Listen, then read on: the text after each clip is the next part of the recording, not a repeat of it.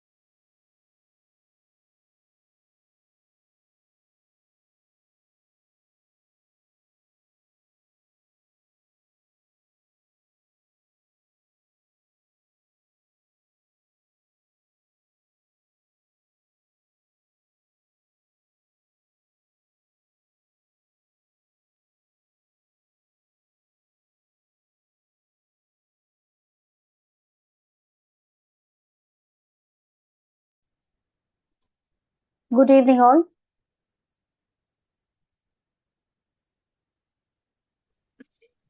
Good evening, ma'am. Yes, good evening, ma'am. Good evening, ma'am. Good evening. Good evening. And your voices are very low, like maybe network issue. Give me a second. Let me adjust the settings. Okay, just give me 1 second.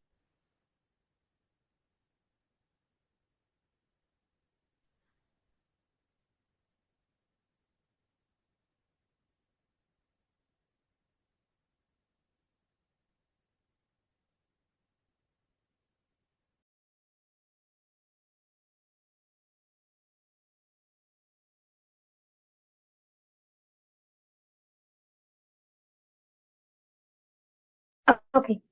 So, is my voice audible? Am I Yes, audible? audible, ma'am. Okay. And PPT, you can see the PPT. I've shared it now. Yes, PPT done. Visible, right? Okay. Good. Very good. Okay. So, yeah, let's continue. So today we are in our second session of enterprise risk management and how to continue the business by managing those risks which the enterprises speculate, forecast, or sometimes unexpectedly they face in their business operations with related to their product or with related to their brand image with related to their position in the market with related to their finance or with related to their stakeholders and with related to the policies and no like new government policies and guidelines. Okay, so let's have a quick recap. No, like what did we discussed last week. Okay, so we started with no introduction about the enterprise risk management, and then we discussed about the features of ERM. Uh, it's a continuous process. Managing the risk, and no, like that's a continuous process. It's not a one-time process.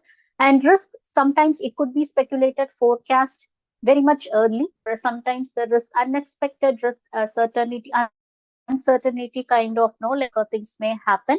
So managing the situation, no, all it takes for an organization to overcome those risks. And managing these risks, it supports the business activity strategy, and it's across all departments because you cannot say no like from which side the risk is going to, from which direction risk is going to come. And it helps to identify the future risk and involves employees at every level. Then the types of risk like credit risk, market risk, underwriting risk, operational risk, strategic risk, reputation risk, and compliance risk. Credit risk is all about the money transactions which the company owes to others and the others who are owing to the company. That's all about that. So payment failures of payment or failures of no like collection of funds, no, the company's funds which is outside. So the failure may lead to credit risk. And market risk is because of competitors or high interest rates, exchange rates, stock prices, change in no like what do you say, tariffs, policies, and everything. So that may increase the market risk. And underwriting risk is wrongly assessing the customers. Okay. And next is operational risk. So when an operation is happening in a like a continuous flow, and suddenly there is a system failure, suddenly there is a stoppage in between because of many reasons, then the risk happens. Process error may happen, or sometimes human error may happen. Knowingly or unknowingly, human can make mistakes and errors. So incorrect data handling or incorrect processes no, may lead to operational risk. Then it's a strategic risk. It's all about the top management's decision on poor strategies or poor planning, poor budgeting, and all these things, no, like or poor product launch or poor brand promotion. So that may lead to or managing non-reliable stakeholders. It is the shareholders or the no the providers, the service providers to the company. So non-reliable service providers or non-reliable shareholders, managing them no or no like having them in the business no, so that may lead to strategic risk. Then comes the reputation risk. Because of what business decisions, the company's reputation may get hit in the market, in the industry, or in the minds of the customers, consumers. No, like they may have a bad reputation. The brand may get a bad reputation, and for some time the business operations may not happen, not expected. No, the sales may not be happening for some time or for a very long time.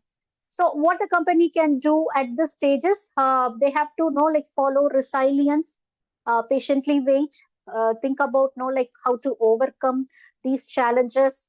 Sometimes companies rebrand, reposition themselves in their market if they have faced a very bad reputation. If any their brand has faced any bad reputation or damage, they rebrand themselves. And few companies couldn't rebrand, even if they try to rebrand. So they're completely what do you say, they were completely thrown out of the market or thrown out of the industry, because customers, consumers didn't accept them at all. So completely they were thrown out.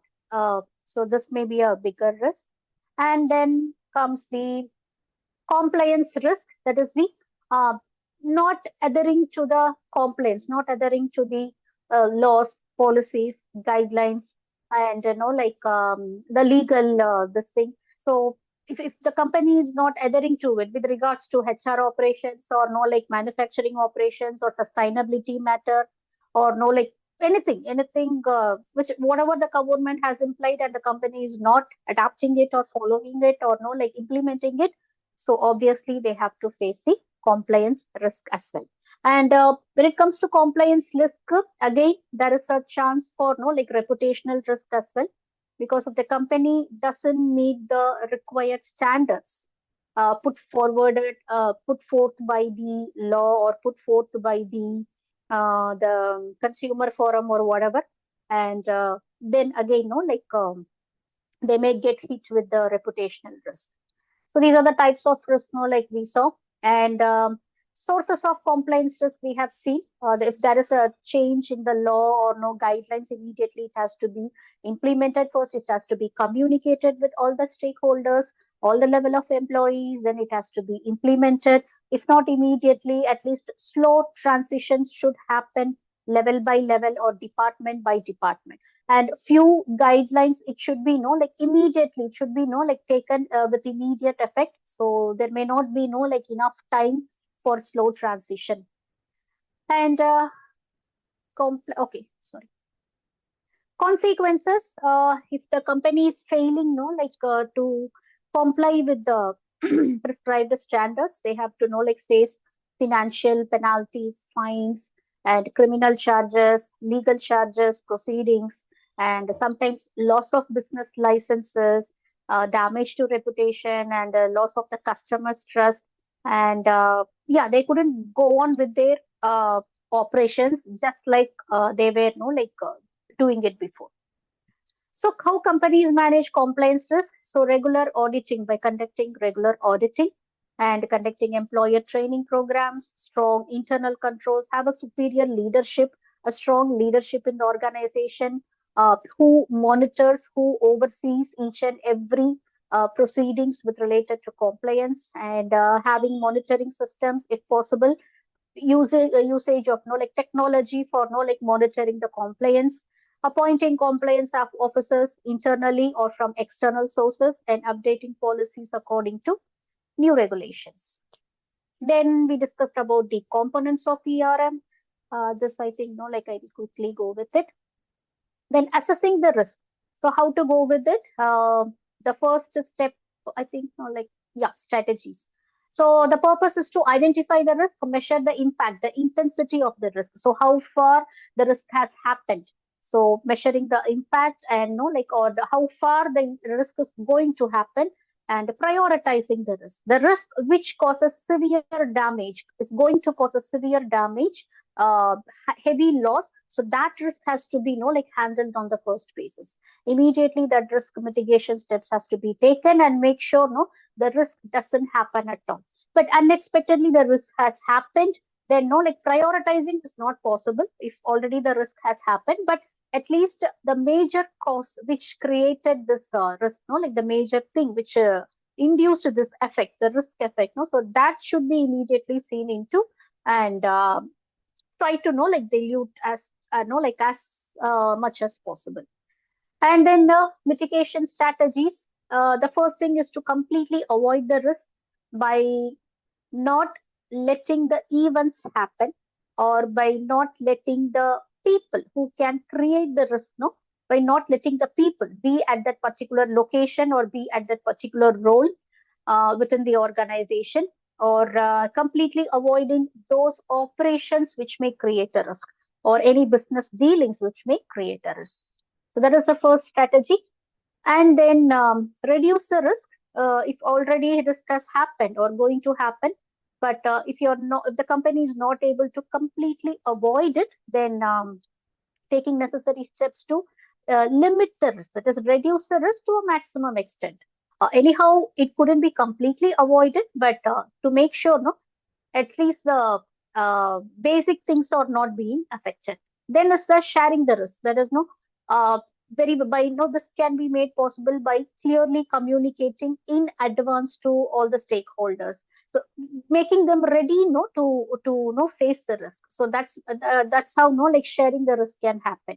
And sometimes no like risk to property, or risk to reputation, or risk to brand image, or the copyright, or the trademark. So this can be avoided by taking insurance, or taking no like patent rights of the brand, or by taking insurance for the assets of the company, and or for the people. So this risk should be could be no like avoided. So sharing the risk with the insurance providers. By taking insurance, you're sharing the risk with them. And retaining the risk and accepting the risk, if at all, if there is no way, it couldn't be avoided at all. So accepting the risk, and no like follow resilient processes, or no like activities, so that no completely taking the risk, learning from the risk, and making sure, no, so this risk will not happen again in the future. So these are the risk mitigation strategies which we discussed about. Then we discussed about the RAPM. Yes, risk adjusted performance measure. So how to know mitigate. Okay, so that thing, and the uses of RAPM, and measures of RAPM. So three types of ratios. There is using Sharpe ratio, you can measure. Sharpe ratio is no like very simple. And information ratio, Sortino ratio. So through information no like from the market, from the industry, and you will get to know what is the best solution, or know like what is the best thing not to avoid risk, or to know like share the risk, or to know accept the risk. So with the information you get from the market or from the experts, you're no like facing the risk or avoiding the risk. Sorting or risk is no like you're sorting the whole risk into no like small parts. Okay, so by dividing it into small parts, you will get to know how to manage the risk stage by stage. Because no, if it is one at a whole, it would be no like very difficult to handle. But if you can sort it out, if you can no like piece it out, no, like it would be easy for the company to work out on the risk. Okay, so Sortino ratio. Then comes the value at risk. So this is no like analyzing that, okay, if at all risk happens, at least maximum only this percentage of risk will happen, and getting ready for the risk to happen. Okay, so this is value at risk happening. And what are the three approaches to calculate the value at risk? Historical simulation is there. Historical simulation, very simple. So whatever has happened in the past, history, the same is going to happen in the future. And then model building, like again, it's a simulation kind of a thing. And Monte Carlo simulation. Monte Carlo simulation is no like some working out with illustrations and all. So that we don't have to get deep into. Just be aware that there is a simulation called Monte Carlo simulation. All three are simulation techniques: historical, model building, and Monte Carlo simulation techniques.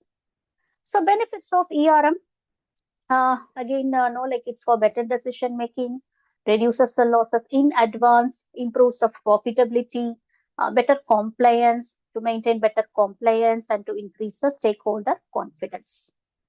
Okay, so today's session we are going to discuss in detail about the financial risk no happening, because that is the thing mostly associated with the money.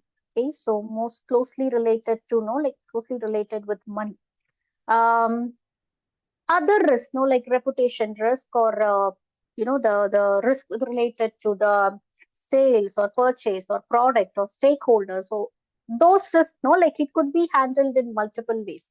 But when it comes to financial risk, the only way the company can handle this risk, financial risk, is in two ways. Either they have to minimize the operations which doesn't yield much profit to the company, or which is causing loss to the company, which is like instigating loss to the company, or which will instigate loss to the company.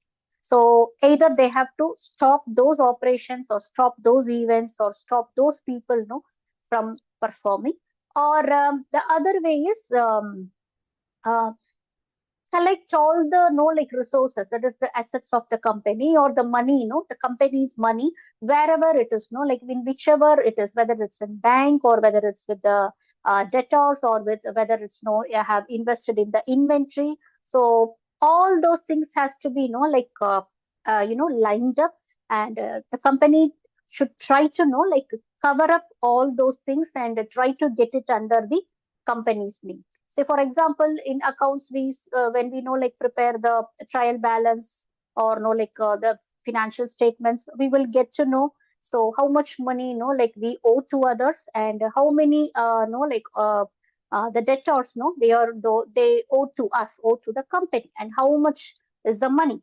So what decision we will take? Like if the money is being given to others is more than the money we have received, so we will know make it like make those debtors to pay back the money immediately, either by through continuous communication. We will try to get those money, the company's money, from the debtors. Same likewise, either stop the operations from being happening or stop the events from being happening, or the other way is try to save the assets, try to save the financial assets of the company. So this is the two ways, um, the two ways in which financial risk can be like slowed down, or to it could be controlled down. So it refers to the possibility that a business may suffer financial losses due to factors affecting its finances, investments, borrowing, cash flows, or market conditions. Sorry, financial risk is the risk of losing money or facing financial difficulties due to uncertainty in financial markets or business operations. So let's see the common financial risk. First one is credit risk. This we have already seen. Then market risk, and again we have seen investment risk. That is when the company invests in other like multiple investments. They may invest in shares, they may invest in properties, assets, they may invest in inventory, the materials, they may invest in machineries, or they may invest in people, taking more manpower than required. Okay, so they may invest more in people, or they may invest in like some bigger projects. So investment risk happens. So how to know balance the investment risk is going for hedge investment. Hedge risk investment is something where you're investing in like diversified investment. You're not investing the whole money in only one factor or one particular variable. You're investing it in like multiple variables, so that if one thing faces risk, the other thing will save you. So that's how hedging investment saves the risk of investment risk. And next is the liquidity risk.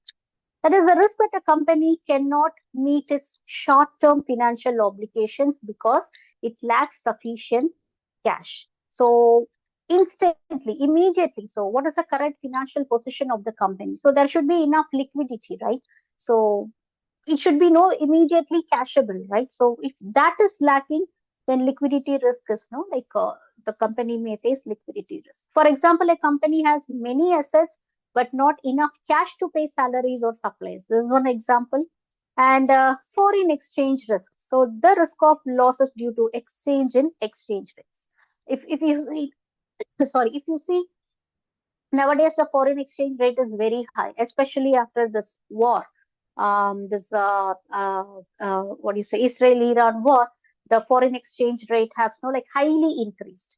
So that's why like governments suggest their citizens, like to stop by investing in, like gold, or to like stop going for foreign trips and everything. Because like the more purchasing is done, we have to like uh, like import more gold, into the country, or we foreign exchange rate will become more if more cross-border tourism is happening. So foreign exchange risk will be there. The reason could be like many things, that is like political unrest in other countries or between two countries, the political relationships, or the what is the diplomatic relationships being becoming sore, becoming like very bad. This could be the reasons. And so, what are the causes of financial risk?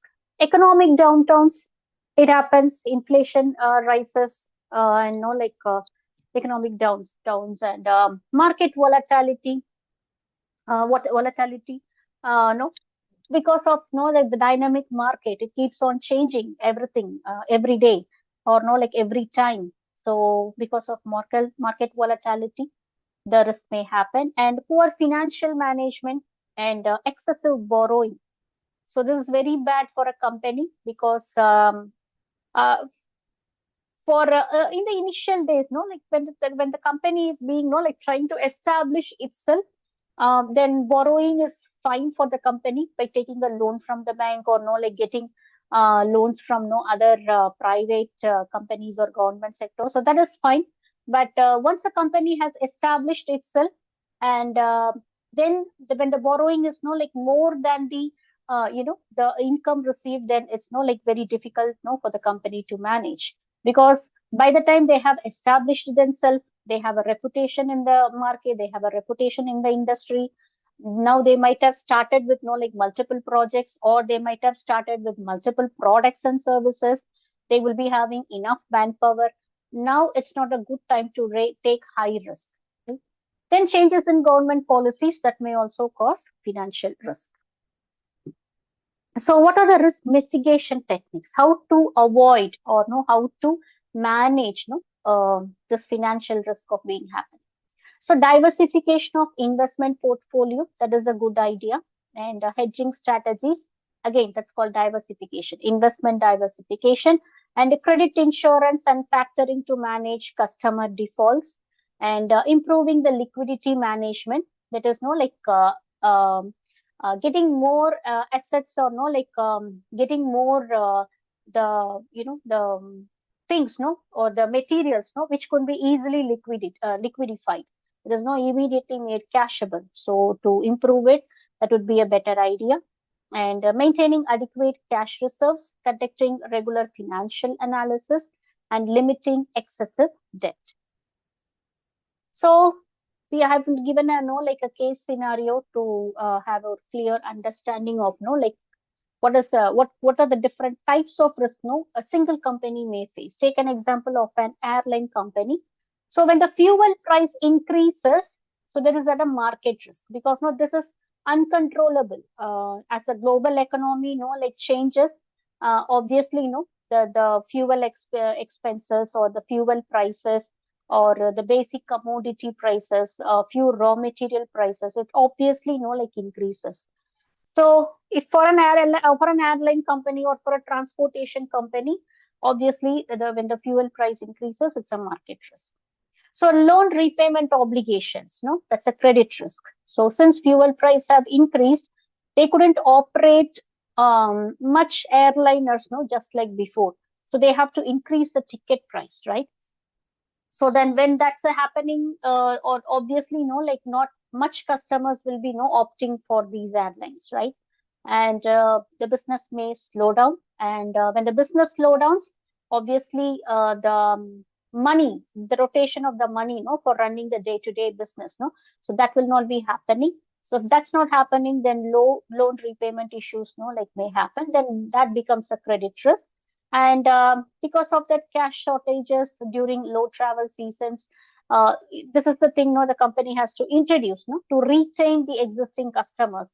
So then comes the liquidity risk. And when the the global economy changes, obviously the currency fluctuations may happen, the exchange rates may get increased. So it happens when purchasing aircraft, and that is a foreign exchange risk. Okay, so what are the tools for monitoring this financial risk?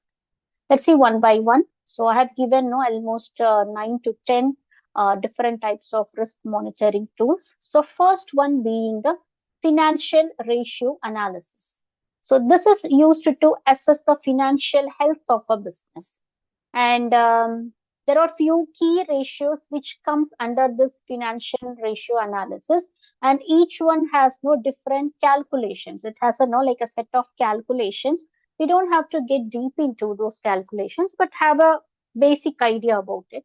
So current ratio, quick ratio, debt to equity ratio, interest coverage ratio, and return on investment. You might have known about one or two terms which is listed here. Debt to equity ratio, return on investment, or the common ratio, methods which is used for analyzing the financial ratio. For example, a declining current ratio may indicate liquidity problems. Then comes the value at risk. So this is another measure. So it measures the maximum expected loss over a period of time at a given confidence level. So for example, if value at risk of 5 lakh at 95% confidence means there is only 5% chance losses will exceed the 5 lakh investment.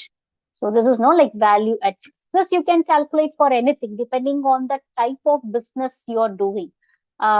Say if it is a retail industry, the risk is very very low, because retail industry mostly they deal with FMCG products or CPG products, that is fast moving consumer goods or consumer packaged goods. So always it will be in demand in the market, because these FMCG CPG goods are the most demanded, daily demanded products, which we use on a day to day basis. Take everything, like the things we use on a day-to-day basis, the things we eat on a day-to-day basis, and the things we live with, like mobile data, fuel, and the basic food, water, and so all these things, with respect to these, so it's always there is a demand. So retail industry, the risk, the VAR will be very very low, not even 5%, even lesser than that. So it will become a risk only if there is some extreme thing happening, like pandemic or a lockdown situation, or even in lockdown situation, the retail industry never fails. So yeah, this is how value at risk is being calculated. But if you take some other industry, like say what to say, like any other industry, say automobile industry. Obviously, automobile industry, it may face a risk when fuel prices go up, and when these automobiles are designed for fuel tanks instead of EV vehicles, then obviously there is going to be a risk, right? When the fuel prices go up, or when the raw material prices go up, every time you have to increase the rate of these automobiles, and not every customer would be liking it, right? And then comes the stress testing, that is, evaluates how a company performs under extreme scenarios. It's like a simulation technique. So, examples like a recession or a lockdown or an interest rate hike or a currency crash. So, how they are going to perform, that is a stress testing. Um, they would always, this is always done on a forecasting basis, that is speculative basis. So, the company would already, in advance work it out, and they will have the solutions ready, and they will be having at least uh, two to three different solutions. They don't stick on with just only one solution, because they analyze the factors. They will analyze the adverse variations and everything, so accordingly they will have 2 3 solutions readily in hand. Then comes the scenario analysis, that is, examines the impact of different future situations on financial performance. Now, this doesn't have to be always negative, it could be positive as well. And a few examples are best case scenario, mostly likely scenario, and the worst case scenario. We normally do that on our day-to-day life, right? Like, say we are traveling to somewhere, or we are taking some bigger decisions in life. So we think all the possibilities, worst case happening or the best case happening, or mostly likely things to happen, right? So this is a scenario analysis. So mostly these two are done by the experts in the company. Then comes the cash flow forecasting. It monitors future cash inflows and outflows, and the purpose is to prevent liquidity shortages and to ensure timely payments. For example, forecasting cash requirements for the next 6 months. No? So cash flow forecasting could be done. This is very easy. If you could know, like maintain the company is maintaining, know, like their cash transactions. So it is very easy. All they have to do is, know, like make a check on their cash flow statement, and it's very easy. Then comes credit risk scoring models. This is to assess the credit worthiness of customers or borrowers. So credit worthiness is right now like uh, how much credit the company has given to its customers instead of what do you say, hot cash payments or something like that. Though the company has has business operations under a credit system, not on the hot cash system. So, for example, credit scores, internal ranking systems, used by banks, NBFCs, and like suppliers offering credit. So, credit risk scoring models. Then there's the risk dashboard, a visual tool displaying key risk indicators in the real time, actually. So there are many, like monitoring strategies, liquidity levels, debt exposure, market movements, credit defaults. So all this could be indicated in a graphical tool, and it could be, what do you say, like diagrammatically, explained or illustrated. Then a sensitivity analysis measures how changes in one variable it affects the other financial outcomes. That is analyzing how a 10% increase in fuel prices affects the airline profits. Okay, so now you would have seen, like fuel prices have increased as like the transportation charges have increased. What do you say? All transportation charges, whether it's not through airlines or not through booking cabs or no like booking any no like vehicles or whatever it is, no, the price has increased no like multifold. So actually the fuel prices has been increased for no like 2 rupees to 2 rupee 50 paise, no, in India and in several states in India. But if you see the transportation cost, no, they have increased no like to 10 rupees, no, from minimum 10 rupees to maximum 15 rupees. So yeah, sensitivity analysis, which no affects an increase in price and no like in one variable, it affects the other variable as well. Then comes internal audits and compliance reviews. So regular reviews help identify financial control weaknesses and regulatory violations. And the benefits are to detect fraud, ensure compliance, improve governance, etc. And there are no like have listed out these tools with the comparison just to have a clear picture, clear idea. So financial ratios are done to or no like worked out to measure the financial health, and VAR is for estimating the potential losses, and stress testing is for assessing extreme situations, scenario analysis evaluating future possibilities. There is no like worst case, best case, and no average. And cash flow forecasting is to monitor the liquidity, credit scoring to assess borrower risk. Risk dashboard is for real-time risk monitoring. Sensitivity analysis is done to measure the impact of changes.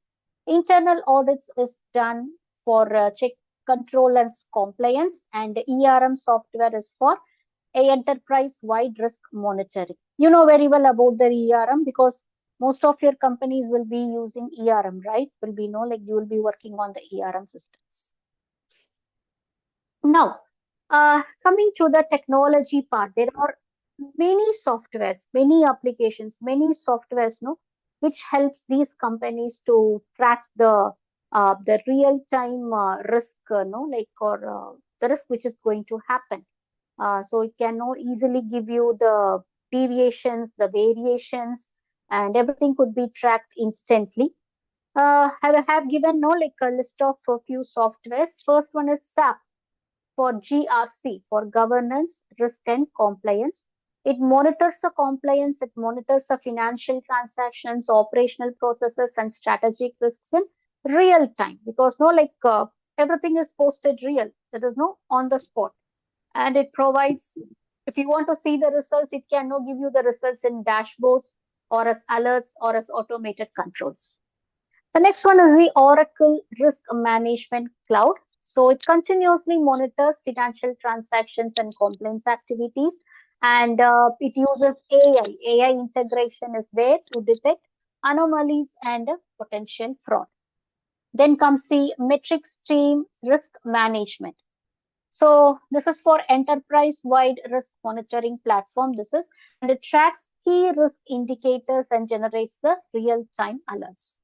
Then comes the RSA Archer. It is a centralized risk management and compliance monitoring software. It provides risk assessment, reporting it, and incident management. Then comes Logic Manager. I don't know how many of you know about these softwares, or maybe you may be working in one of these softwares. So we have worked. I mean, I have worked in SAP software. So when it was when SAP was introduced, uh, especially when the IT field was booming in India.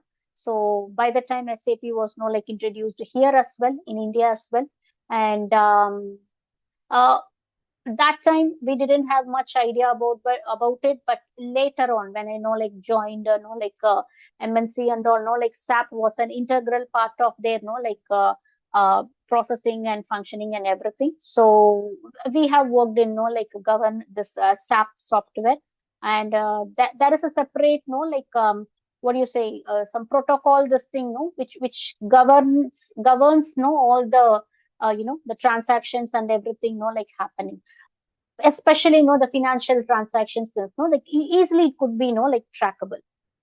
And a Logic Manager, it helps organizations identify, assess, and monitor the risk, and offers automated workflows and risk dashboards. Then is Resolver Risk Management Software. It tracks the incidents, investigations, and risk exposures, and it supports real-time reporting and analytics.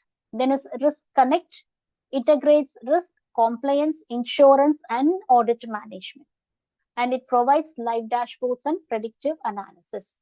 And then ServiceNow Risk Management. So it monitors all the operational and compliance risks continuously, and it automates risk response and remediation processes. Many of these softwares now are AI integrated. Then is IBM's Open Pages. It's AI-powered governance, risk, and compliance platform, and it offers a real-time risk visualization and reporting. These are very high-end softwares and very, very expensive. So it's not easy for smaller organizations or middle-level organizations to have these monitoring softwares. You should so though if it is a one-time investment, but it's heavy investment. Then it's Logicate Risk Cloud, cloud-based risk monitoring solution. Of course, all are cloud-based risk monitoring solution, automates risk assessments and compliance tracking. Then comes the next cloud-based monitoring software, ERM, sorry, not ERM, Enterprise Risk Management Software. It integrates software systems that monitor risk across the organization. Okay, so common features of real-time risk monitoring software. So what are the common features? AI-based detection or AI-based forecast, that is a common feature. And live risk dashboards, giving you the results in a, illustration, or diagrammatic illustration. So that happens in all the software that you can make use of it. And automated alerts and notifications is a common factor in all these softwares. And key risk indicator tracking, yes, predictive analysis. So that is a common feature. Complaints monitoring, incident management, audit trail, and reporting. So these are the common features. So where are these softwares used? Almost all the sectors, especially in those sectors where the financial transaction is very high. Example, banks and like manufacturing firms, retail firms, supply chain firms, IT companies, where the data or the finance is at high risk. Okay, so even one small mistake or one small hack can damage the whole thing, may push a company into heavy losses. So wherever the cash transaction, the financial transaction is more, and wherever sensitive data is shared, between two or more parties, when that is more, so in those industries, companies, these risk monitoring softwares can be used. For example, in banks, it can be used for monitoring the credit, liquidity, and market risk. And in hospitals and tourism industry, can be used to track about the patient or the customer, the compliance and operational risk. And in manufacturing firms, especially for monitoring the supply chain, operational risk, the inventory, and everything. Yes, and in IT companies to detect the cybersecurity threats and data breaches. So, what does a risk analyst do? Now, who can become a risk analyst? First thing, they have to know about the organizational activities and operations. So, this person could be an MBA or with some specialization, that's fine. Or what do you say? They should be knowing each and every element about the business, about a company, about an enterprise. Okay, and is there a separate study for a risk analysis? If you ask me, no, there is no separate study for risk analysis. But a person can know, after getting acquainted with the team which are already working on managing the risk. Okay, so by experience, a person can become a risk analyst. Okay, so there is no separate, what do you say, a course or something like that. But now with the few courses have come up, like data analytics is there, business analytics is there, AI and data analytics, data science is there, so this could be an added advantage, if a person has these qualifications. But still, no, uh, like practically, working on it, practically working in a team, which is involved in managing the risk, that would be the best idea. No, a person can become a risk analyst. So what does a risk analyst do? So the analyst identifies potential risks that may affect the organization, and that person should be able to analyze all types of risk now happening in the organization. Sometimes bigger organizations will have departmental wise risk analyst. So for procurement and production operations, they will have a separate analyst, and for financial, they may have a separate analyst, and for day-to-day operations and complaints, they may have a different analyst. So they should be able to, this person should be able to analyze financial, operational, strategic, and compliance risk. And this person should be able to assess the likelihood and impact of the identified risk. And this person could be a single person or could be a part of the team. And this person, the risk analyst, should be able to collect and interpret the risk related data.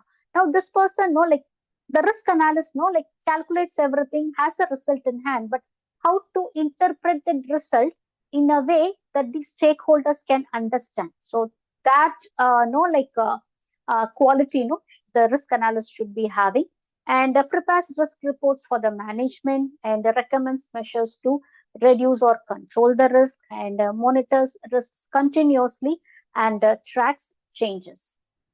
Then develops risk mitigation steps and contingency plans by following any of the strategies which we have mentioned earlier, by doing calculating any of those ratios, or by doing simulation techniques, or by any means whichever is good for the company and whichever gives the actual result, actual data, the real time data. So that could be that should be made possible. And this person ensures compliance with laws, regulations, and company policies. And he or she may use risk management software and analytical tool, And this person has to support the decision making by providing risk insights and investigating incidents and identifies root causes. And this person has to work with different departments because they can't function independently. If they want to analyze, like assess the risk, they have to like work with all the other departments to improve the risk awareness and tracks key risk indicators, KRIs, and the risk trends, and helps protect the organization from financial losses and reputational damage. So, building a risk resilient financial strategy. First is risk identification and assess the risk. That is, how much will be the intensity, then what would happen, and then go for diversification of the risk. So, share the risk with the other players as well in the business, and get hold of your assets, the very initial assets like capital, the main assets of the company, so secure those assets and make the strong cash flow management and collect all the debts, which the company has given to the outsiders, to their, like partners, or to their, like business, like stakeholders. So whatever money has gone out, which has to come in, so collect all those money, debt management, and then go with like risk sharing, like take insurance and do the risk transfer, and do a proper financial forecasting whenever it is required, very frequently if possible. And compliance and governance, have a strong compliance and governance policy. So appoint a person who can monitor all these like compliance governance very frequently, and continuous risk monitoring has to happen. And that should be a plan for a business continuity. And if I'm saying a plan, it means always have multiple plans, because if one plan doesn't work out, you can switch on to plan B. So building a risk resilient financial strategy, aligning financial goals with the risk management, and go for regular reviews of financial performance and risk exposure, and building reserves for unforeseen events. So what are the benefits? We know very well. It reduces financial losses. It makes us ready to like face the risk psychologically and like mentally. It prepares us to face the risk because we are speculating that in advance, and improves the decision making process, enhances the investor confidence because we can show them we already have many plans in hand if at all risk has happened, and ensures business continuity, improves long term profitability, and strengthens organizational resilience. So, simple framework is identify the risk, assess the risk, mitigate the risk, that is, take necessary actions to avoid the risk happening. And if at all happened, monitor the risk and review and improve. So, a risk resilient financial strategy enables organizations to anticipate the risk, not exaggerating, but at least anticipating the risk, protect financial resources, and sustain growth despite uncertainties and disruptions. So, yes, we are done with our enterprise risk management sessions. So, yeah, any doubts from your side?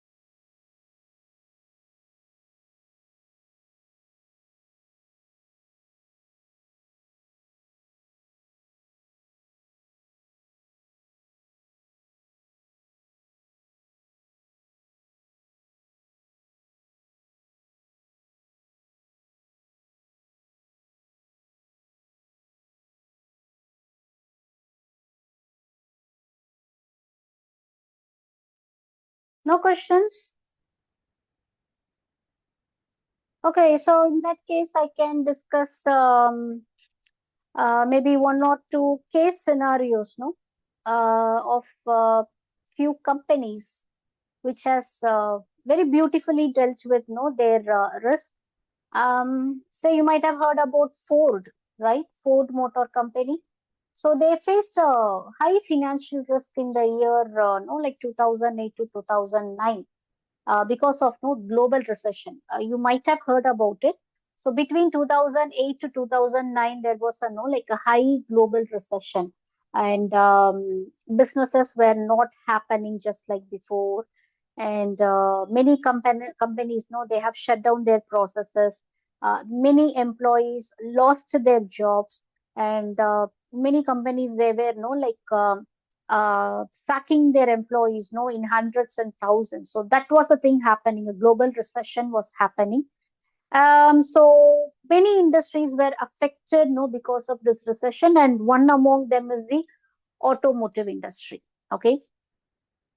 Um uh, because of no like high rise of raw materials and fuel prices and everything, no. So the sales were no like declining very fast for these automotive brands, and many companies no like filed for bankruptcy, because no, they couldn't manage their operations.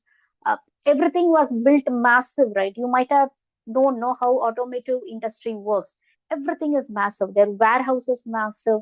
Their no inventory is massive. Their production unit is massive. Their workers no they are massive.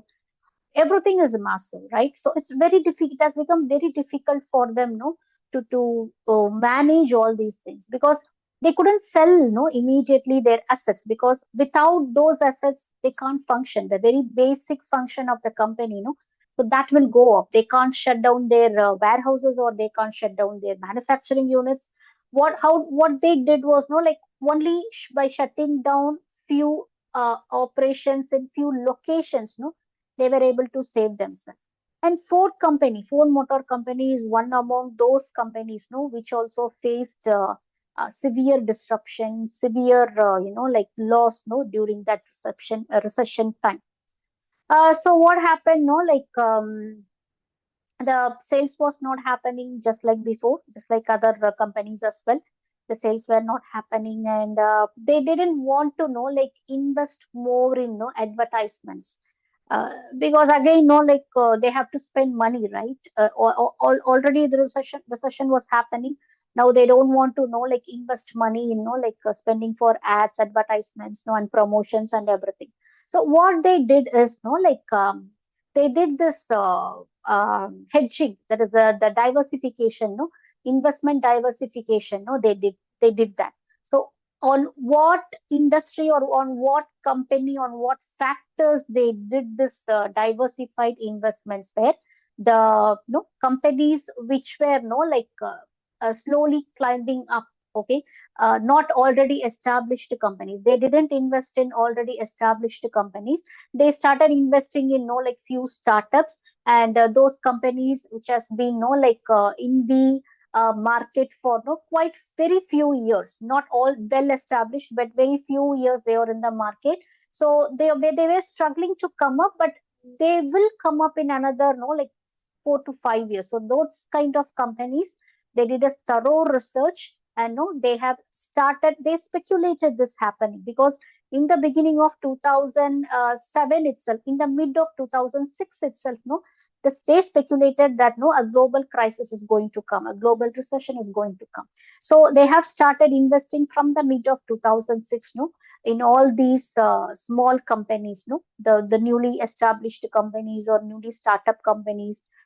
So they have no invested, and when these companies were no like when the bigger companies were losing everything, these companies were doing really well, because they were able to manage their operations with the assets they had, with the like the what do you say, the all the positive things they had, because they are not massive, they are small companies, their operations are small, their workforce is small, so it was easy for them to manage. everything. And more than that, they got cash, right? Because these companies, like Ford, they have invested in these small companies, so they got cash, so it was easy for them to manage. And after some time, when they started seeing the profits, the bigger companies which has been who has invested in these small companies, they also saw the profits. And what did they do was, the second thing what the Ford company did was, they shut down the operations on few locations, which was not happening much, where the sales was not happening much. So like they shut down those operations. And of course many workforce, I mean some workforce, the workers, they were like sent out of the job, obviously. That has to happen, right? To safeguard the company, that has to happen. And what did they do? Instead of like introducing new varieties, new variants of their like models, they streamlined their process and everything, focusing on the basic model in the sense already existing models. They didn't go for any variants, they didn't go for like higher end cars, manufacturing higher end cars. They just stayed with what they had. They limited the advertising, they limited the promotional activities. They just they were taking enough measures to sustain the crisis. So sustain, they want to survive the crisis period. And like operations, global operations, they have started reducing it. Like they didn't go for like wider locations. Usually Ford company, they go for like wider locations. Sometimes they will set up like in Bahamas, they will set up their distributors in Bahamas, they will set up their distributors in Madagascar. They will try to reach each and every nook and corner of the globe. But because of this crisis, they like minimized those things. They didn't go globally. Already they were globally present, so they managed with those operations. And few operations they restructured.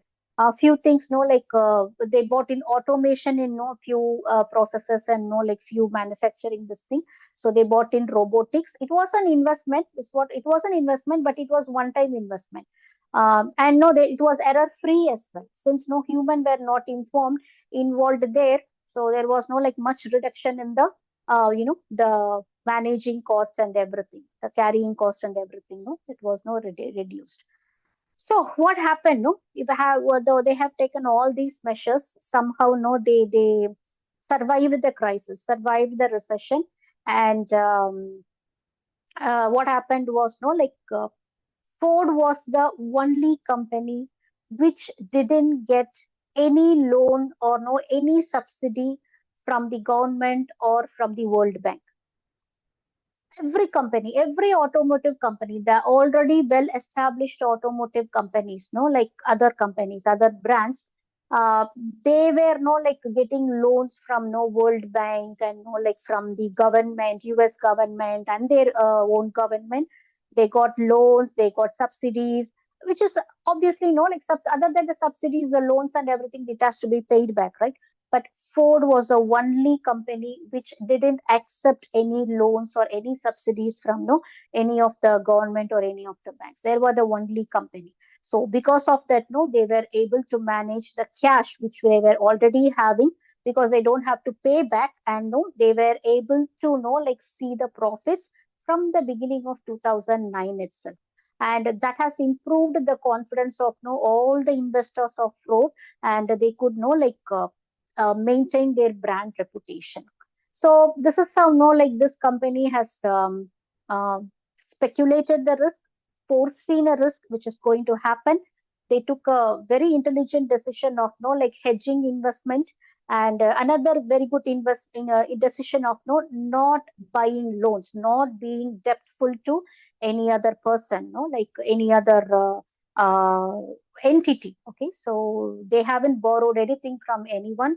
And then they closed down those operations and processes, so which is going to cause more risk in the future. So they speculated it, and immediately they shut down those operations. So this Ford company's case study, it's a very famous case study, to know about how to manage risk. Okay, so hope you understood the whole concept. We will meet in another session. So have a great weekend. Thanks for attending. Bye. Thank you, ma'am. Thank you.